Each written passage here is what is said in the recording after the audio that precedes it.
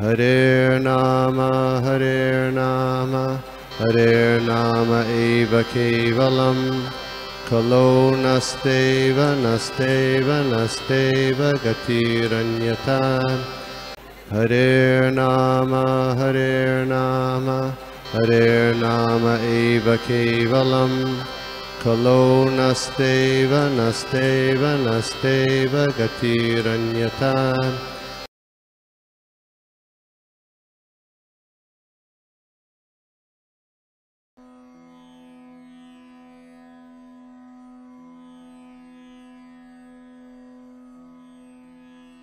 ओम नमो भगवते वासुदेवाय। ओम नमो भगवते वासुदेवाय। ओम नमो भगवते वासुदेवाय। नारायणं नमस्कृत्यं नरं चैव नरोत्तमं देवीं सरस्वतीं व्यासं ततो जयमुदीरयेत्। नष्टप्रायेषु भद्रेषु नित्यं भागवत सेवया भगवती उत्तमश्लोके भक्तिर्भवति नैष्टुकी। नमो विष्णुपादाय कृष्णपृष्ठाय भूतले श्रीमते भक्तिवेदांत स्वामिनिति नामिने। नमस्ते सारस्वते देवी गौरवाणी प्रचारिणे निर्विशेष शून्यवादी पाश्चात्य देशतारिणे। जय श्री कृष्ण चैतन्य प्रभु नित्यानंद श्री अद्वैत गदाधर श्रीवासादि गौर भक्त वृंद। हरे कृष्णा कृष्ण कृष्ण हरे हरे, हरे राम राम राम हरे हरे। हरे कृष्णा। श्रील प्रभुपाद की जय। हरे कृष्णा। तो आज हम पढ़ रहे हैं, हम देखेंगे फर्स्ट कैंटो 10वां अध्याय, श्लोक 17, 18 और 19। तो आज हम 3 श्लोक कवर करेंगे। तो जो 10वां अध्याय का जो शीर्षक है, ये है द्वारका के लिए श्री कृष्ण भगवान का प्रस्थान। तो हम अब तक ये देखते आए, कल हमने ये देखा था कि जो भगवान कृष्ण है वह द्वारका के लिए प्रस्थान कर रहे हैं हस्तिनापुर से। और उनके सम्मान में विभिन्न प्रकार के ढोल नगाड़े दुंदुबी बंशिया वीणा गोमुख सब एक साथ बज उठे और भगवान को देखने की प्रेम में इच्छा से कुरु के जो राजवंशी स्त्रियां हैं राजमहल के छत के ऊपर चढ़ गई और स्नेह तथा लज्जा से युक्त हंसती हुई श्री भगवान पर पुष्पों की वर्षा करने लगी। तो कल हरग्रेस राधा देवी माता जी ने बहुत अच्छा सा टॉपिक निकाला था, जिसमें हमने स्त्रियों की जो संस्कार है और जो लज्जा है उसके ऊपर हमने माता जी ने काफी अच्छा डिस्कशन किया था, विच वी लर्न यस्टरडे। हमने वो सीखा था थ्रू दी प्रभुपाद जी के माध्यम से। तो आज का जो श्लोक है उसमें प्रभुपाद जी और एक अलग टॉपिक हमको सिखा रहे हैं, तो उसके ऊपर हम देखेंगे। तो पहले मैं श्लोक और ट्रांसलेशन पढ़ लेता हूँ तीनों का। श्लोक 17 है, सीतात्पत्रं जग्राह मुक्ताधाम विभूषितम् रत्नदंडं गुडाकेश प्रियस्मस्याः। ट्रांसलेशन श्रील प्रभुपाद द्वारा। श्रील प्रभुपाद की जय। At the time, Arjuna, the great warrior and conqueror of sleep, who is intimate friend of the most beloved Supreme Lord, took up an umbrella which had a handle of jewels and was embroidered with the lace and pearls.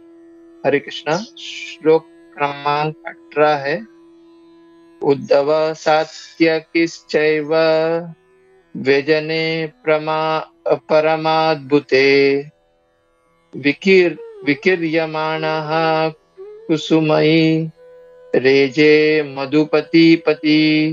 Translation Srila Prabhupada द्वारा। श्रील प्रभुपाद की जय। Uddhav and Satyaki began to fan the Lord with the decorated fans, and the Lord, as a master of Madhu, seated on scattered flowers, commanded them along the road. श्लोक क्रमांक 19 है,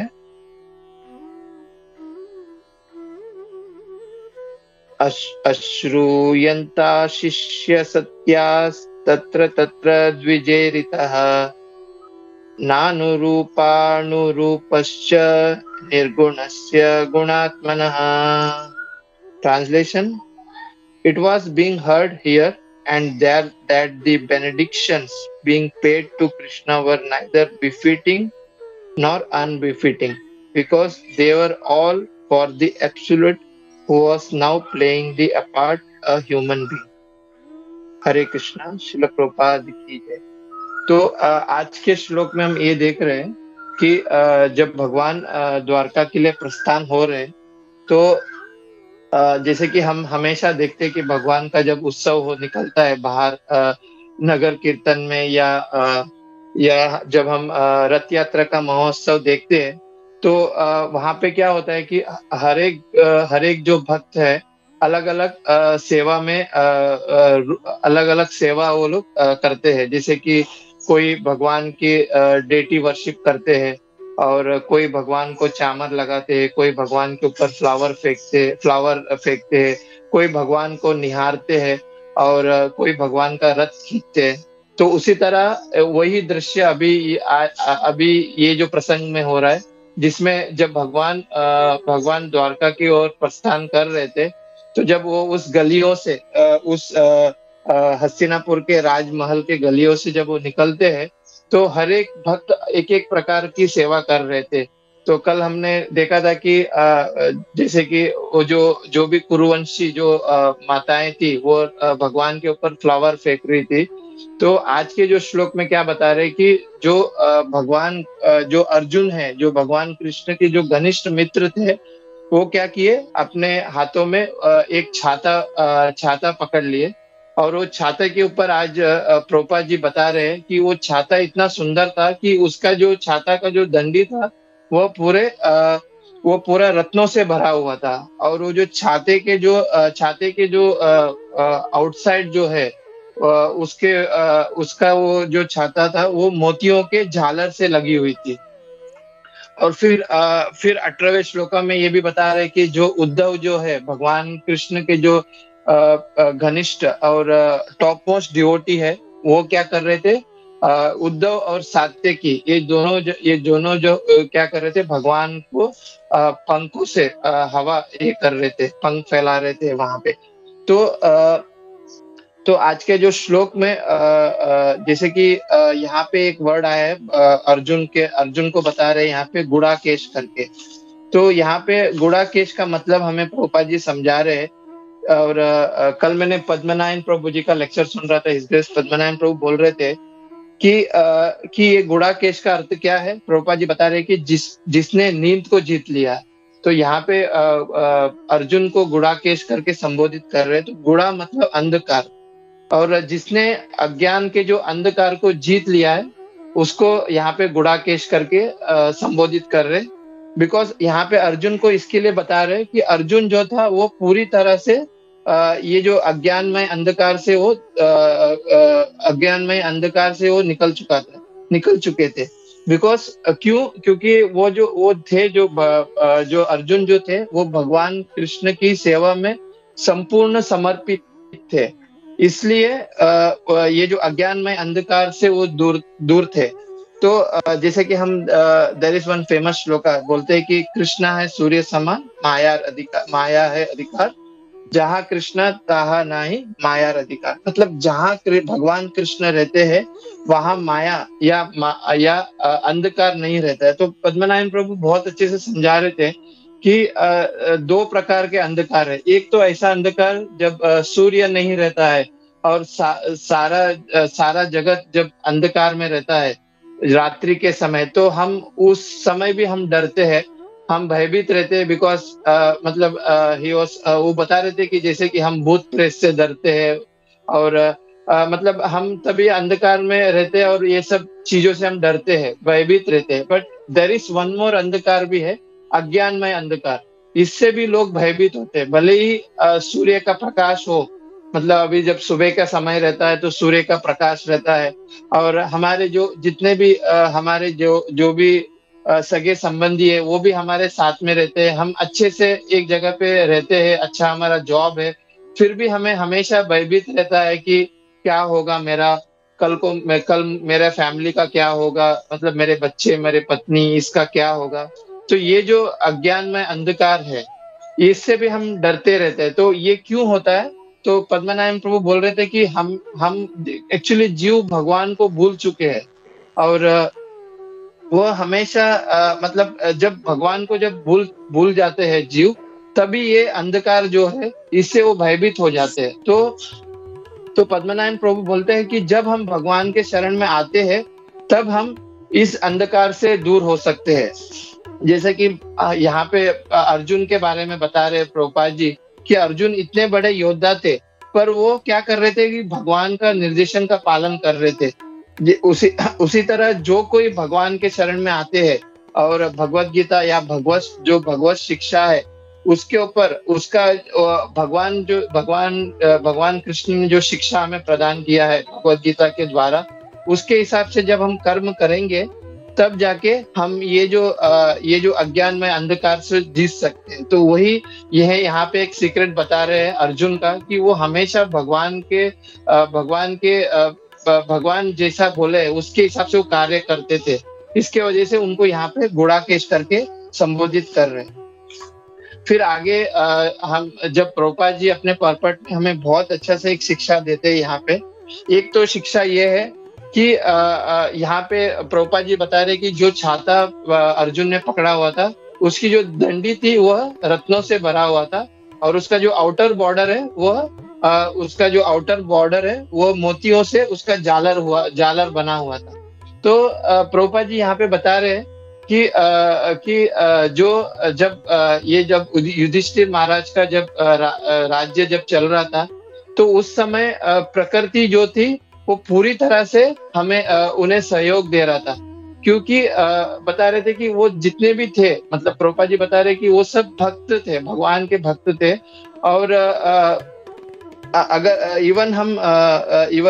अगर हम देखते हैं कुंती महारानी की प्रेयर्स भी, उसमें बताया जा रहा है 1.8.40 में, उसमें कुंती महारानी स्वयं बोलते हैं कि इमे जना पदा श्रिद्ध सुपाको ओ शुद्धि वृंदा वन आद्री नादि उदन्वंतो ही एदंती तदा भिक्षिता। तो वहां पे कुंती महारानी बताती है कि हे प्रिय भगवान, ये सभी शहर और गांव हर तरह से फल फूल रहे हैं, क्योंकि जो जड़ी बूटियां हैं और जो अनाज है परिपक्व वहां पे था, और पेड़ों में पेड़ जो है फलों से भरे हुए थे, नदी में पानी भी भरी हुई थी, पहाड़ियों में खनिज भी भरा हुआ था, और समुद्र में धन भी भरा हुआ था।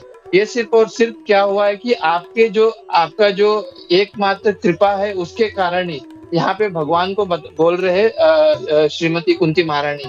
तो सिर्फ और सिर्फ जो भगवान की कृपा है और भगवान का जो ग्लांस है, उसके वजह से सारा जगह फल फूलित हुआ था उस समय।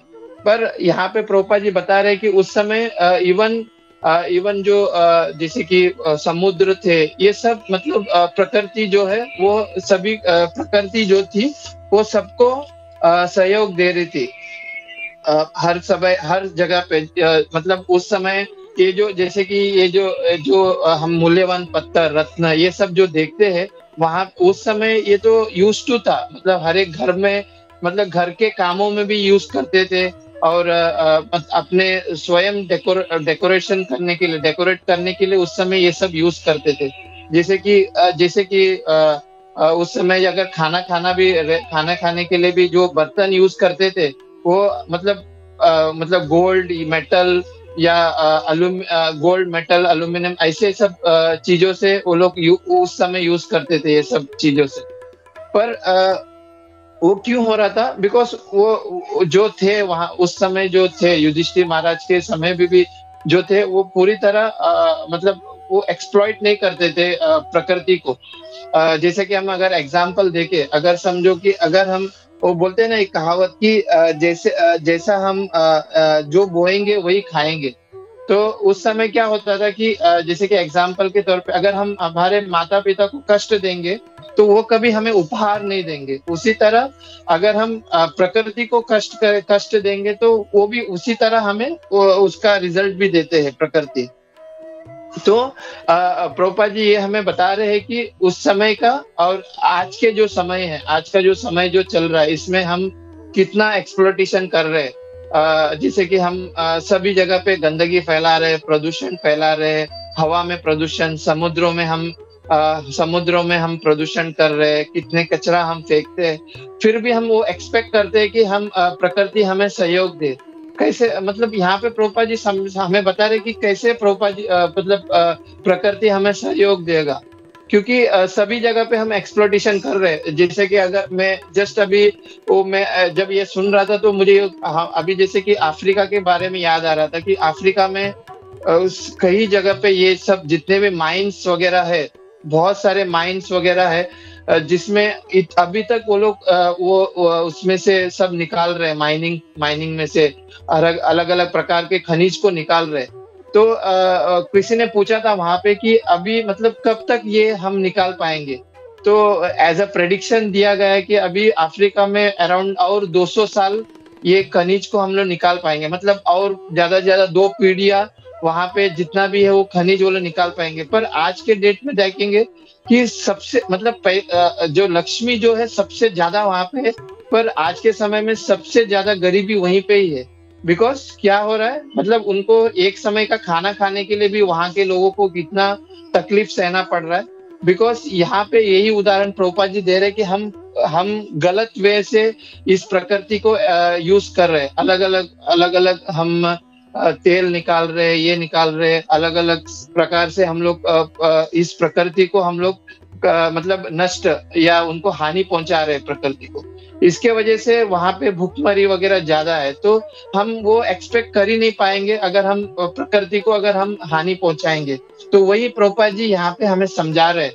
तो प्रभुपाद जी आज के समय में हम ये भी देख सकते हैं कि अगर हम इतने निर्भर हो चुके, ये जो अलग अलग प्रकार के मतलब डुप्लीकेट के लिए हम लोग इतने निर्भर हो चुके हैं। जैसे कि प्रभुपाद जी हमें बताते हैं कि उस समय जो राजा महाराजा लोग थे या उस समय की जो प्रजा थी, वह मतलब ये जो खनिज ये जो जितने भी रत्न मोती है, ये जितने भी थे वो नॉर्मल यूज टू होते थे,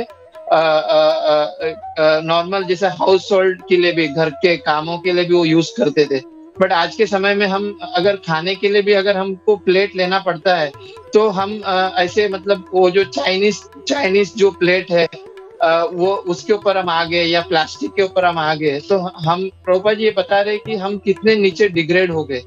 तो यह प्रभुपाद जी हमें यहाँ पे बता रहे। इवन हम ये भी देखते कि उस समय के जो थे, जो ऑर्नामेंट्स वगैरह जो गोल्ड वगैरह पहनते थे, आज हम डुप्लीकेट के ऊपर आ गए। मतलब उसके ऊपर हम ज्यादा ध्यान देते। इवन थोड़े समय पहले हम देखते थे कि ये जो गोल्ड वगैरह शादियों में खरीदते थे, बट आज के समय में हम उसके लिए भी लायक नहीं है। हम वो भाड़े से एक दिन के लिए लेके आते हैं गोल्ड, फिर वो एक दिन पहन लेते हैं शादी में, फिर अगले दिन उसको रिटर्न कर लेते हैं। मतलब हम वो स्थिति में आ गए हैं। वो स्थिति में हम आ गए। तो ये एक प्रभुपाद जी हमें सिखा रहे कि हम अगर प्रकृति को एक्सप्लोर करेंगे तो प्रकृति भी उसी तरह हमें वो प्रदान करेगी। अगर हम प्रकृति को अच्छे से अगर करेंगे, अच्छे से एक्सप्लोर, अच्छे से अगर देखेंगे, अच्छे से उसका अगर यूज करने चाहेंगे तो प्रकृति भी हमें सहयोग देगी। तो ये एक प्रभुपाद जी एक पर्पट में आज हमें बता रहे हैं। दूसरा एक प्रभुपाद जी बहुत अच्छा हमें आज सिखा रहे हैं कि एडवांसमेंट के ऊपर। तो एडवांसमेंट के ऊपर मैं एक्चुअली एक लेक्चर सुन रहा था हिज होलीनेस भक्ति आर्य प्रीतिवर्धन स्वामी महाराज का। तो वहां पे महाराज प्रभुपाद जी के मूड के ऊपर बता रहे कि आज का जो पर्पट है उसमें प्रभुपाद जी क्या हमें बता रहे कि एडवांसमेंट, हम कितने एडवांसमेंट हुए। भले ही हम बहुत खुश है, और जैसे कि अगर हमें कुछ साफ सफाई करना है तो बस एक रोबोट रख दो तो पूरा साफ सफाई करते जाएगा घर का, और बस हम आराम से टीवी देखते बैठेंगे। मतलब हम बहुत खुश है ऐसा हमको लगता है, और हम बहुत एडवांसमेंट हुए है ऐसा हमें लग रहा है। बट हम अगर देखेंगे कि जो राजा महाराजा थे, जो सोने चांदी सिल्वर ये सब प्लेटों में वो खाना खा रहे थे, बट आज हम वही खाना हम प्लास्टिक प्लेट में आके खा रहे। तो हम यहाँ देख सकते हैं कि हमने कोई एडवांसमेंट नहीं किया, हम डिग्रेडेशन हो रहे।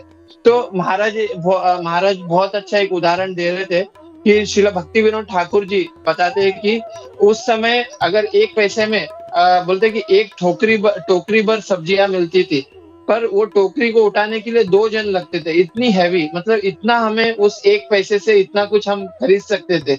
और और महाराज बोल रहे थे कि देयर वाज वन आर्टिकल, एक 1901 या 2 में एक आर्टिकल निकला था। एक लेडी ने एक आर्टिकल निकाला था, और उस आर्टिकल में उस लेडी ने लिखा था कि वो अलग अलग प्रकार के जो पकवान बनाए जाते हैं उसके बारे में उन्होंने वो आर्टिकल निकाला था। और वो आर्टिकल में उन्होंने हर एक मतलब उस मैगजीन में उन्होंने लिखा था कि ये सब्जी का भाव इतना है, ये सब्जी का भाव इतना है।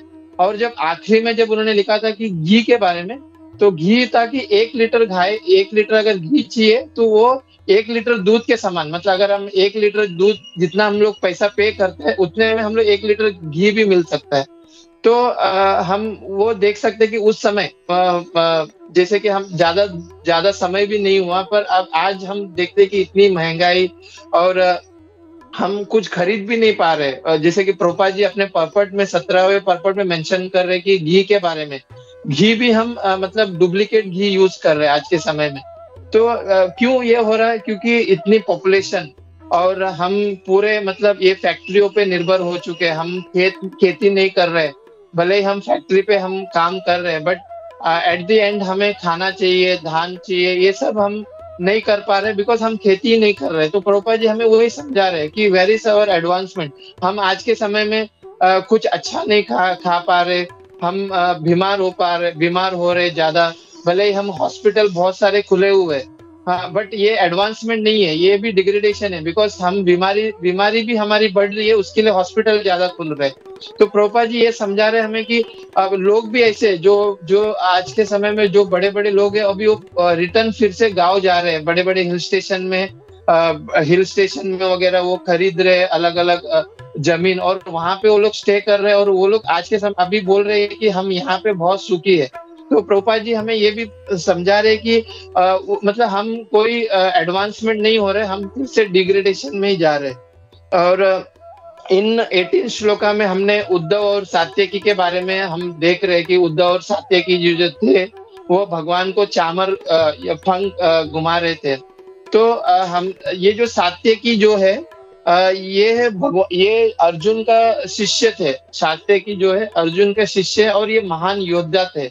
और हम ये सात्यकी के बारे में भगवत गीता के पहले अध्याय में भी देख सकते हैं। There is one shloka Satyaki अपरिजिता, ये पहले श्लोका में इनका वर्णन होता है सात्यकी के बारे में। और इवन जो उद्धव जी थे, हम उद्धव जी के बारे में हम सभी को पता है कि वो भगवान के कजिन ब्रदर है। और देखे जाएंगे तो अगर रानियां जो भगवान की जो रानियां हैं उसको छोड़ेंगे तो उसके बाद उद्धव जी का नंबर आता है, जो भगवान के घनिष्ठ और एकदम क्लोज भक्त है। इवन भगवान कृष्ण भी बोलते हैं कि जो भगवान शंकरशन ये भी मेरे लिए इतना प्रिय नहीं है। भगवान लक्ष्मी जी जो है वो भी मेरे लिए इतना प्रिय नहीं है। इवन भगवान अनंत शेष ये भी मेरे लिए प्रिय नहीं है। पर हे उद्धव आप मेरे लिए इससे ज्यादा प्रिय हो, वो भगवान कृष्ण स्वयं कहते हैं। और उद्धव जी के बारे में हम देखेंगे कि वो इवन इन चाइल्डहुड में भी वो मतलब उनका सिर्फ एक ही खेल था कि भगवान कृष्ण का जो डॉल है वो डेटी, वो उसके साथ वो खेलते थे, उसको स्नान कराते थे, उसके अच्छे से मतलब सेवा करते। तो ये भगवान उद्धव जी ये छोटे से भगवान की सेवा में निवृत्त थे। इवन जो उद्धव जी थे वह स्वयं मतलब ये जो शिक्षा लेने के लिए वह स्वर्ग लोग गए, वहां पे वो बृहस्पति जो थे उनसे उन्होंने शिक्षा ली। और इसके वजह से हम देख सकते कि जब इवन भगवान कृष्ण भी क्या करते थे कि अगर कुछ उनको गाइडेंस लेना है तो उद्धव जी के पास जाते थे। जैसे कि वो एक बार जैसे कि उन्होंने जरासंध जब अटैक करने आए थे तो उन्होंने उद्धव जी के पास गए और उनसे उन्होंने सलाह मांगी कि हम अभी क्या करें, बिकॉज उनका वो लेवल था। उन्होंने स्वयं जाके स्वर्ग लोक से बृहस्पति से उन्होंने वो शिक्षा प्रदान की थी। तो इसके वजह से he is a top most, वो शिक्षा में भी वो बहुत टॉप मोस्ट थे उद्धव जी। तो उद्धव और सात्यकी जी आज क्या कर रहे हैं यहाँ पे, भगवान को चामर फैला रहे, पंख फैला रहे। तो वह आज के 18वें श्लोक में हम देख सकते हैं। और आगे अगर हम 19वें श्लोक में अभी देखते हैं कि 19वें श्लोका में यहाँ पे बता रहे हैं कि जब भगवान उस गलियों से निकल रहे थे तो वहां के जो ब्राह्मण थे वह भगवान को आशीर्वाद दे रहे थे। और वो जो आशीर्वाद दे रहे थे वह उसकी जो ध्वनि है वहां पे सब जगह पे सुनाई पड़ रही थी।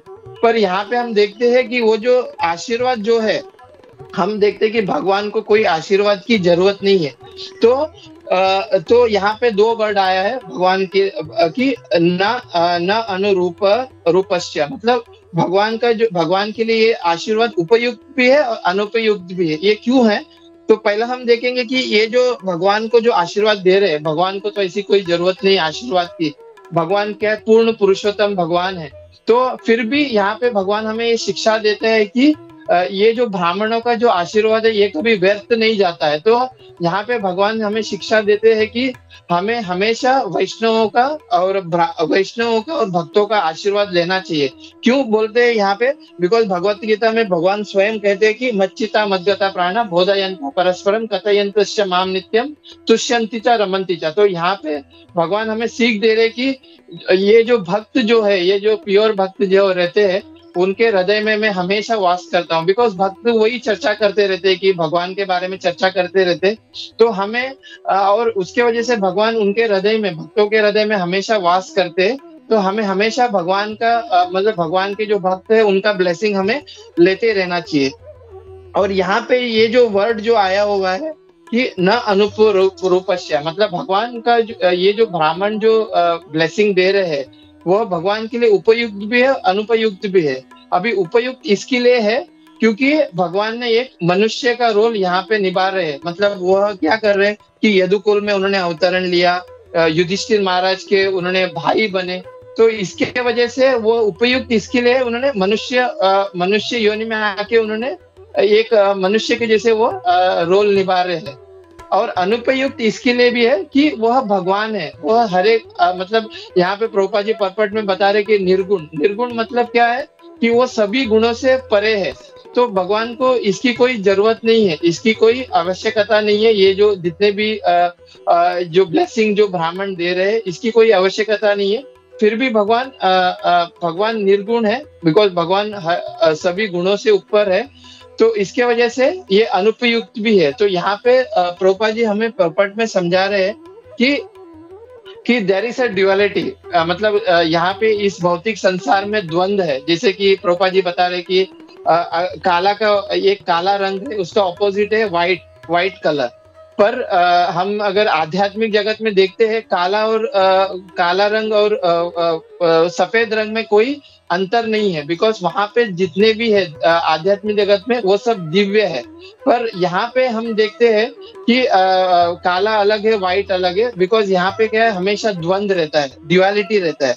तो प्रभुपाद जी ने एग्जाम्पल दिया है कि प्रभुपाद जी एग्जाम्पल देते हैं कि जैसे कि एक चोर का एग्जाम्पल प्रभुपाद जी यहाँ पे दे रहे हैं अपने पर्पट में। जैसे कि भगवान जब चोरी करते हैं तो उनका वहां पे गुणगान होता है। जैसे कि भगवान ने बहुत अच्छा लीला किया था कि माखन चोरी का लीला किया था, तो वहां पे भगवान का गुणगान हो रहा है। भगवान जैसे कि भगवान की और एक लीला है रण छोड़ के वो भाग गए।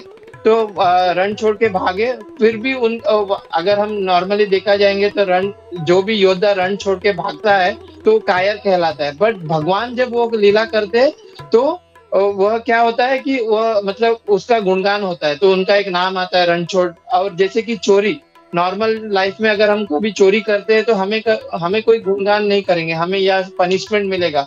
बट वही काम अगर भगवान करते हैं तो वो क्या होता है कि वह उससे वो गुणगान करते हैं, लोग उससे गुणगान करते हैं। तो यहाँ पे प्रभुपाद जी वही बता रहे कि यहाँ पे वो ड्युअलिटी है, मतलब वो द्वंद्व है भौतिक जगत में। क्योंकि ये जो अच्छा बुरा ये हमारे अंदर है, तो हमारे अंदर होने के कारण, हमारे अंदर बुराई होने के कारण जब भगवान कभी ये इस भौतिक संसार में आके लीला करते हैं चोरी करने का और जैसे कि गोपियों का वस्त्र चोरी करना या माखन चोरी करना, तो हम हमारे अंदर बुराई होने के कारण हमें ऐसा लगता है कि अरे भगवान ये कैसा क्या कर रहे हैं, भगवान चोरी कर रहे हैं, क्योंकि वो भगवान के अंदर नहीं है, हमारे अंदर वो बुराई है, इसलिए हम वो ऐसा देख रहे हैं। और वही हमें प्रभुपाद जी यहाँ पे समझा रहे हैं 19वें पर्पट में, बिकॉज आध्यात्मिक जगत में ऐसे कोई भेदभाव नहीं है, वो सब वहां पे चिन्मय है, बिकॉज भगवान के कांटेक्ट में जो भी कुछ आता है वो दिव्य हो जाता है, इसके वजह से वहां पे द्वंद नहीं है, ये यहाँ पे द्वंद है। और हम देखते हैं कि देर इज वन बहुत अच्छा एक चौराष्टकम है, बिल्व मंगल ठाकुर जी लिखते हैं, और उसमें तो सिर्फ और सिर्फ चोर के बारे में बताया जा रहा है कि किस तरह भगवान जो चोरी करते हैं तो किस तरह प्रसिद्धि प्राप्त होता है। तो मैं सिर्फ वो एक श्लोक, 2 श्लोक पढ़ के यहाँ पे मैं विराम करता हूँ। उसमें कहते हैं बिल्व मंगल ठाकुर जी, व्रजे प्रसिद्धतम नवनीत चौरम गोपांग गानम च दुकुला चौरम अनेक जन्मार्जिता पाप चौरम चौराग्र गण्यम पुरुषम नमामि श्री राधिकाय हृदयाय चौर्यम नवाम्बुरा श्यामल कांति चौरम पदाश्रितानम च समस्त चौरम चौराग्र गण्यम पुरुषम नमामि। मैं प्रणाम करता हूँ चोरों में अग्रगण्य जो है, जिनने माखन चोरी किया है, जिन्हें माखन चोर कहा जाता है, वे गोपियों के वस्त्र चुराते हैं, और जो उनके शरणागत है उनका सारा जो पाप है वो भगवान कृष्ण चुरा लेते हैं। जितने भी पाप जो करोड़ों जन्मों से किया है और जिन्होंने भी भगवान कृष्ण का आश्रय लिया है, वह भगवान उनके सब पाप वो चुरा लेते हैं। और ऐसे में श्री भगवान पुरुष भगवान को मैं नमस्कार करता हूँ, जिन्होंने राधा रानी का हृदय चुरा लिया है, श्याम मेघ का कांति चुरा लिया है, और जो सभी पाप समस्त दुख हर लेते हैं, जिन्होंने भगवान कृष्ण का चरण ग्रहण किया हुआ है, और जिनके नाम के उच्चारण से जो पापों जैसे पहाड़ को भी नष्ट हो जाता है। तो यहाँ पे हम देख सकते हैं कि बिल्व मंगल ठाकुर जी लिखते हैं कि जो चोरी किया है भगवान, जो चोरी करते हैं, तो उसके ऊपर यहाँ पे चौराष्टकम में बहुत सुंदर यहाँ पे बिल्व मंगल ठाकुर जी लिखते हैं। तो आज की शिक्षा में हम प्रभुपाद जी हमें बताते हैं, एक तो ये जो प्रकृति को अगर हम हानि पहुंचाएंगे तो we can't expect what its return previous, मतलब प्रकृति से हमें सोने चांदी हीरा मोती अगर हम वो एक्सपेक्ट करना चाहते हैं, तो we have to take care, ये जो प्रकृति को हमको टेक केयर करना पड़ेगा। और रही बात एडवांसमेंट की, वी आर थिंकिंग, हम ऐसा सोचते हैं कि हम एडवांसमेंट हो चुके हैं, और बट प्रभुपाद जी यहाँ पे हमें बता रहे वी आर नॉट, हम एडवांसमेंट में नहीं है, हम डिग्रेडेशन में जा रहे हैं। और इन दी 19 श्लोका यहाँ पे प्रभुपाद जी बता रहे हैं कि जो भगवान का जो लीला है वो क्या है, चिन्मय है और अद्भुत है, भले बिकॉज वो हमारे अंदर वो बुराई है, उसके वजह से हम भगवान का जो लीला है वो समझ नहीं पा रहे। पर भगवान के धाम में देयर इज नो ड्युअलिटी, वो वहां पे कोई द्वंद नहीं है और पूरा चिन्मय है। तो दिस 3 थिंग्स, मतलब ये जो 3 जो है, हम वो आज के ये जो तीनों श्लोकों से हम सीख सकते हैं। So I will stop here. Hare Krishna, sorry अगर कुछ गलत कुछ बोल दिया तो, but thank you so much Prabhupada ji for nice wonderful explanation, and thank you so much. Hare Krishna. Srila Prabhupada ki jai.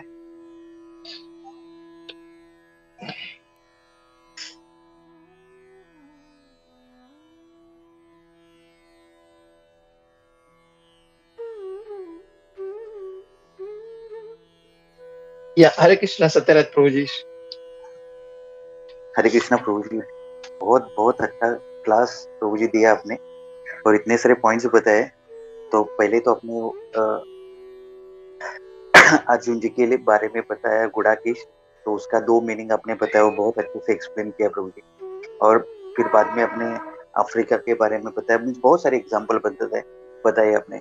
तो हम लोग अगर देख सकते हैं कि अभी जो हम लोग बोलते हैं कि एडवांसमेंट, जैसे आपने भी बताया कि एडवांसमेंट, तो मैं इसके ऊपर एक लेक्चर सुन रहा था, तो बोल रहे थे कि एडवांसमेंट, हम लोग बोल रहे हैं कि एडवांसमेंट कर रहे हैं, लेकिन ये डिग्रेडेशन है। क्योंकि अभी हम लोग देख सकते हैं कि एडवांसमेंट के तौर पे अगर हम लोग देखेंगे तो सब जगह पे न्यूक्लियर वेपन ये कर रहे हैं, तो बोलते हैं कि ये राष्ट्र अभी न्यूक्लियर वेपन ये कर रहा है, तो वो सबसे बड़ा राष्ट्र है क्योंकि उनके पास इतना पैसा है, धन। लेकिन वही गलत तरीके से यूज हो रहा है और वॉर होने के कारण फिर बहुत सारा ये मतलब डिग्रेडेशन ही हो रहा है, एडवांसमेंट नहीं। और प्रभु जी मैं जस्ट सोच रहा था कि जैसे आप बता रहे थे कि ये श्लोका में प्रभुपाद बता रहे कि जो छाता है वो पूरा ज्वेल से भरा हुआ है। तो मैं जो सोच रहा था, पहले मैं गांव में छुट्टियों में जाता था, तो मेरी दादी मेरे को सब कुछ ऐसा सब चीज बताती थी।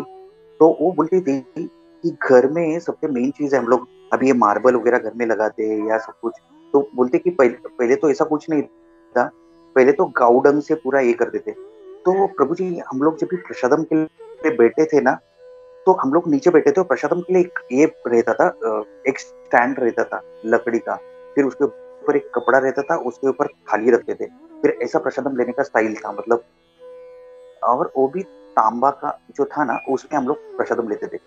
फिर अभी हम लोग देख सकते कि वी आर इन 2022, तो धीरे धीरे वो तांबा तो गया, पहले तो गोल्ड प्लेट थे, तांबा था, फिर उसके बाद स्टील जर्मल आ गया, स्टील आ गया, अभी लोग प्लास्टिक के प्लेट में, और अभी और एडवांसमेंट हो गया, हम लोग पेपर प्लेट में खाते तो हरे कृष्णा प्रभु जी। तो वी हैव टू, जैसे आपने बताया और एक चीज चौराष्ट्रकम के बारे में, तो मैं एक लेक्चर सुन रहा था, तो वो बोल रहे थे कि चौराष्ट्रकम में अगर कोई चोर है तो भी उनको ग्लोरीफाई कर रहा है। क्यों? उसका रीजन है क्योंकि आजकल के लोगों को पता ही नहीं है कौन भगवान है, कौन गुरु है, कौन क्या साधु और शास्त्र है।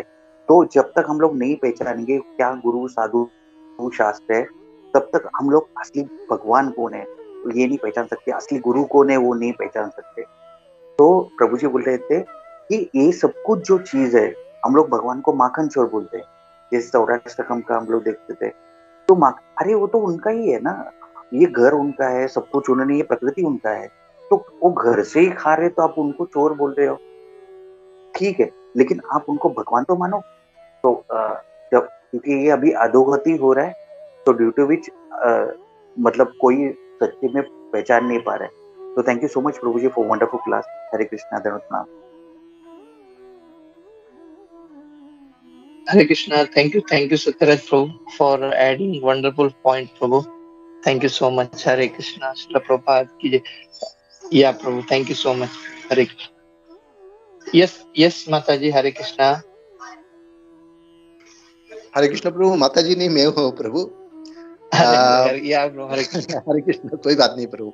इट वाज एक्चुअली बहुत वंडरफुल क्लास दिया, बहुत अच्छा क्लास दिया प्रभु।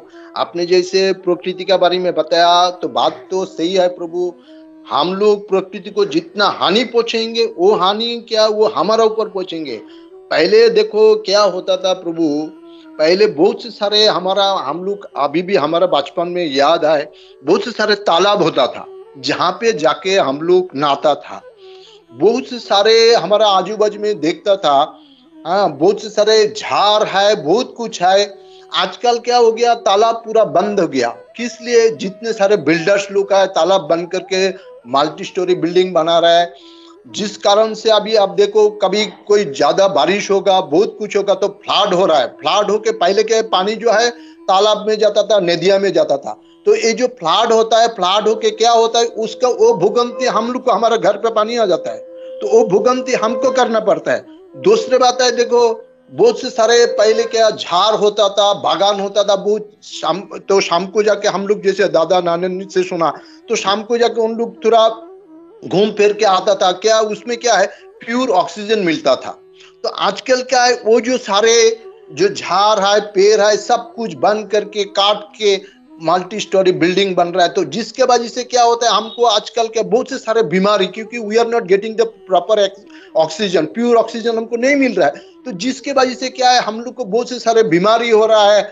और जो नदियां है, नदियां भी क्या है, आजकल हम लोग को क्या कॉन्शियसनेस नहीं है। जैसे हम लोग देखो अभी दुबई में जब था, तो दुबई में बोलो, कतर में बोलो, वहां पे के एक गवर्नमेंट का एक नियम रहता था। अगर हमने स्पेशली कतर में देखता था, मैं हमारा मतलब ये प्रैक्टिकल में एग्जांपल दे रहा है, कतर में जब हमने था तो वहां पे जब टूरिस्ट लोग आता था, कोई वहां पे लोकल रेसिडेंट जो रहता था, कोई जैसे अभी पानी मतलब कोई पानी पी के बोतल नहीं तो पेप्सी का बोतल पी के शाम को जाके घर मतलब जहाँ पे समुद्र का किनारे में बैठता था, फिर पी के क्या करता था, फेंक देता था कहाँ पे, समुद्र में। तो उसका वजह से क्या होता है, वो पोल्यूशन आहिस्ते आहिस्ते क्या होता है, समुद्र में पोल्यूशन आ जाता था, तो नदियाँ वो चीज जाके आहिस्ते आहिस्ते नदियों में चला था। तो मैंने खुद देखा क्या, उसमें पुलिस अगर देखता था उसमें पकड़ के पूरा फाइन लगा देता था। तो ये जो चीज है हमारा देश में, वो कॉन्शियसनेस हमारा बिल्कुल नहीं है।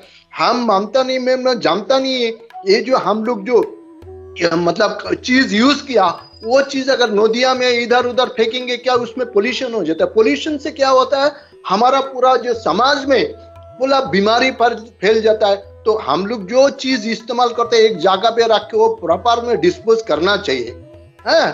तो आजकल जो भी होता है, ये पोल्यूशन होता है हमारा, जो हम लोग जो प्रकृति को हानि पहुंचा रहा है, उसका वजह से आज समाज में इतना बीमारी फैला हुआ है, सब कुछ फैला हुआ है। प्रभु हरे कृष्ण, बहुत अच्छा क्लास था, तो छोटा से ऐड करने का था प्रभु। थैंक यू प्रभु। हरे कृष्ण, धन्यवाद, प्रणाम। हरे कृष्णा, थैंक यू प्रेम सका प्रभु जी, बहुत अच्छा। आपने ये जो रियलिटी वही देख रहे, वही बता रहे प्रभु। It was very nice, because आप हम लोग तो शायद गांव में इतना नहीं रहे, बट आप लोग तो वहां पे रहे, तो आपको उतना पता चल रहा है प्रभु। हम लोग तो यहीं पे पूरा सिटी में रहे, तो हम लोग को पता ही नहीं चलता यहाँ पे, बिकॉज हम लोग ने वो सब देखा ही नहीं प्रभु, वो नदी है और सब प्रभु। Thank you so much. या यस अपर्णा माता जी, हरे कृष्णा।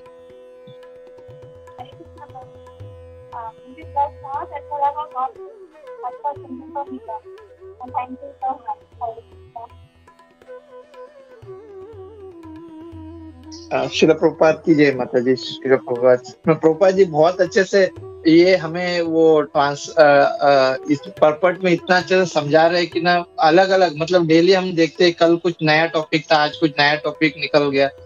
तो इट वाज वेरी नाइस कि प्रभुपाद जी परपट से हम ये सब सीख सकते हैं माता जी। जैसे कि हम बोलते हैं कि शास्त्र में हमें मतलब हमें सब कुछ सीखने मिलता है, that we can learn here, मतलब हम वो सीख रहे हैं यहाँ पे कि शास्त्र में जो बता रहे हैं, तो सब कुछ हमारे वैसा दिनचर्या कार्य के लिए भी ये यूज हो रहा है माता जी। Thank you so much. Hare Krishna माता जी। श्रील प्रभुपाद की जय।